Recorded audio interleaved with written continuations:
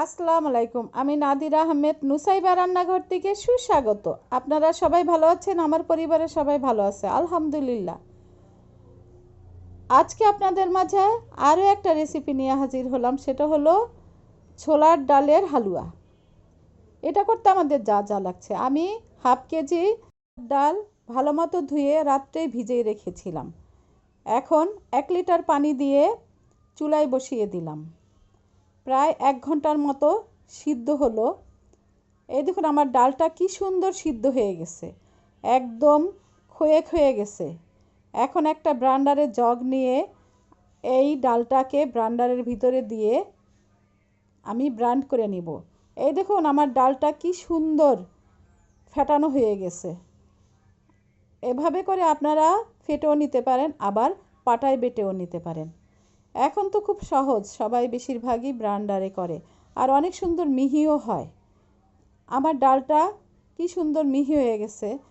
আমি 1 কাপ ঘি নিয়ে তার ভিতরে ডাল বাটাটা দিয়ে আস্তে আস্তে নাড়তে থাকবো, ঘন ঘন নাড়তে হবে।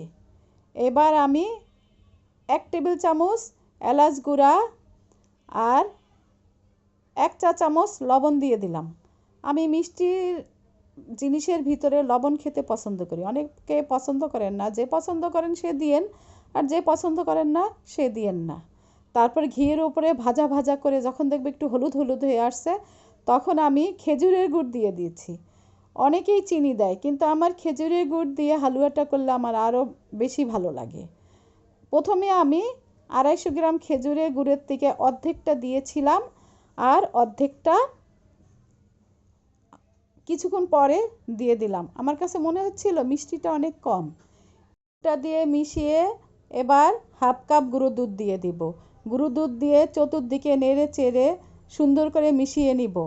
অনেকে লিকুইড দুধও দিয়ে দেয়, কিন্তু আমি গুঁড়ো দুধই দিলাম। এই দেখুন আমার হালুয়াটা কি সুন্দর প্যান ছেড়ে চলে আসতেছে, আর আমার হালুয়াটার কালারটাও অনেক সুন্দর হয়ে গেছে।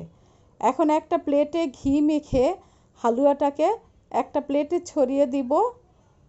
হাত দিয়ে আস্তে আস্তে আস্তে আস্তে সমান করে দিতে হবে। এই হালুয়া খেতে কোনো লোকেশন লাগে না। আমি মাঝে মাঝে এই হালুয়া বানাই। আমার নাতি নুসাইবা এই হালুয়াটা অনেক পছন্দ করে, তাই আমি একটা সমান করে প্লেটে কেটে রাখবো, আর কতগুলো ডাইস দিয়ে করব। এখন আমি ডাইসগুলোর ভিতরে তেল বা ঘি ব্রাশ করে নেব। যতবার আমি হালুয়া হাত দিয়ে টিপে টিপে এটার ভিতরে দিব, ততবারই আমাকে ঘি বা তেল ব্রাশ করে নিতে হবে, না হয় কিন্তু এটার ভিতর থেকে হালুয়া বের করা যাবে না, ভেঙে যাবে। এই দেখুন আমার একটা গোলাপ ফুলের ডাইস, সেটা দিয়ে আমি হালুয়া চাপ দিয়ে বানিয়ে নিলাম। কি সুন্দর হয়েছে। কিন্তু এটা যখন বের করবেন তখন কিন্তু সাবধানে করতে হবে, না হয় কিন্তু ভেঙে যাওয়ার সম্ভাবনা আছে। আস্তে আস্তে করে খুলে নেবেন। এই তো আমার একটা হালুয়া হয়ে গেল। আরও একটা ডাইস নিয়ে আরও একটা ডিজাইন করে নিব। এমন করে আমার অনেকগুলো ডাইস আছে, আমি সবগুলো হালুয়ার ডিজাইন করে নেব। আস্তে আস্তে করে খুলতে হবে, কোনো জোরাজুরি করবেন না, এটা কিন্তু অনেক নরম। এটা খুলতে গেলে একটু ভেঙে যাওয়ার সম্ভাবনা আছে।